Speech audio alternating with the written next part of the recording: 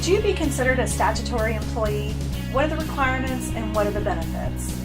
Welcome to this episode of Accounting and Tax Tips, Smart Strategies for Small Business Success, with certified public accountant Tina Moe. A statutory employee is an independent contractor under the common law rules. If workers are independent contractors under the common law rules, such workers may nevertheless be treated as employees by statute or statutory employees for certain employment tax purposes if they fall within certain categories and meet three conditions under the Social Security and Medicare tax rules. The first category is a driver who distributes certain beverages, meat, vegetables, fruits, or bakery products, or who picks up and delivers laundry or dry cleaning, and if the driver is your agent or is paid on commission. The second category is a full-time life insurance sales agent whose principal business activity is selling life insurance or annuity contracts or both, primarily for one life insurance company. The third category is an individual who works at home on materials or goods that you supply and that must be returned to you or to a person you name if you also furnish specifications for the work to be done.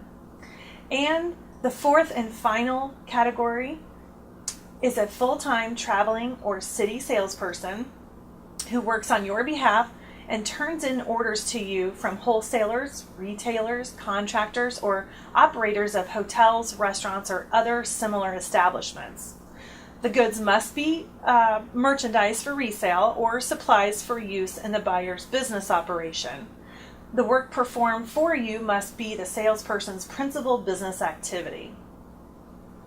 In addition, you'll need to withhold Social Security and Medicare taxes from the wages of statutory employees if all three of the following conditions apply. The service contract states or implies that substantially all the services are to be performed personally by them. That's the first requirement. They do not have a substantial investment in the equipment and property used to perform the services, other than an investment in like transportation facilities. And finally, the services performed on a continuing basis for the same payer. So they has to be under the same payer. So why would being labeled a statutory employee matter anyway? Well, many of these types of taxpayers incur costs in the daily performance of their job, costs that may not be reimbursed by their employer. Well, if this is the case, statutory employees are able to report their income and unreimbursed expenses on Schedule C rather than Form 2106 with potentially better tax benefits.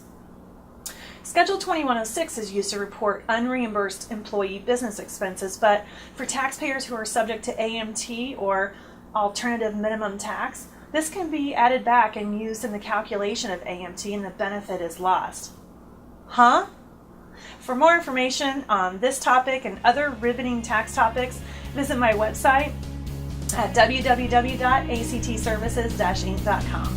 Thank you for watching this episode of Accounting and Tax Tips with Tina Moe. For more great information, visit Tina's website at www.actservices-inc.com. Also browse the other shows found right here at Indie Biz TV Shows.